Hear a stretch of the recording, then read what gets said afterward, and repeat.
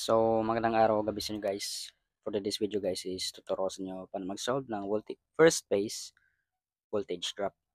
So, dito muna tayo mag-focus sa first phase voltage drop guys ha.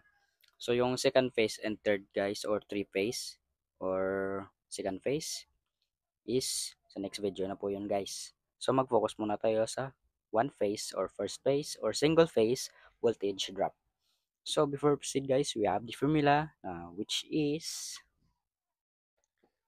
V drop or voltage drop equals to I or current na may sign siya na A or amperes times R or resistance na sign niya is ohms or in ohms value. So, to proceed guys, yung mga questions guys, ilalagay ko lang dito sa taas. Just check nyo lang po guys ha. So, before proceed guys, we have the question number 1. A single phase load draws 12 amperes of a current through a conductor with a resistance of 1.5 ohms. So before proceed guys, yung mga values and variables na muna is isa-isahin muna natin para hindi po tayo malito. So proceed, balik tayo sa question, we have a single phase load draws 12 amperes. So yan po yung I natin. So we have variable na I which is 12 amperes. Then, of a current through a conductor with a resistance of 1.5 ohms. So, we have resistance guys or R na which is 1.5 ohms. So, since meron na po tayong mga given, let's go back to formula again guys. Yan. So, ikakopy po natin yan. So, we have voltage drop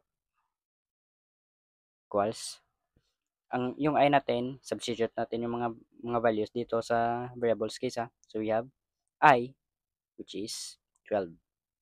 Yan, 12. So, we have 12 times R, which is 1.5.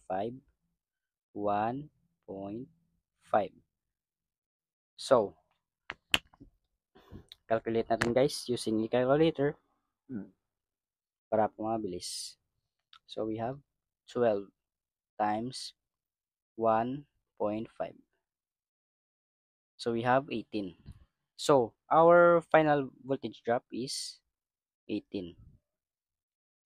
18 volts. Andiyan po yung final answer natin for this question guys.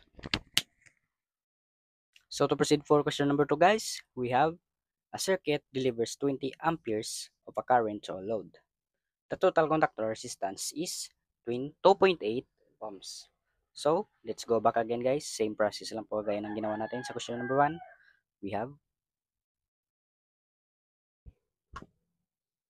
Balik tayo sa question. A circuit delivers 20 amperes. So, yan po yung current natin which is amperes is 20. 20 amperes.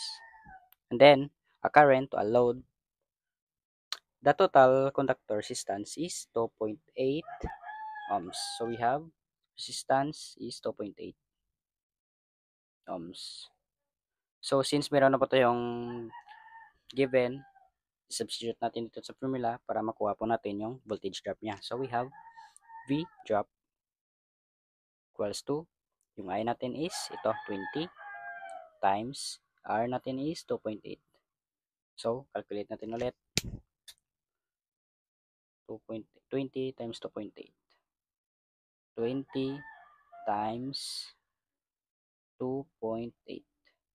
So we have 56. Our voltage drop is 56.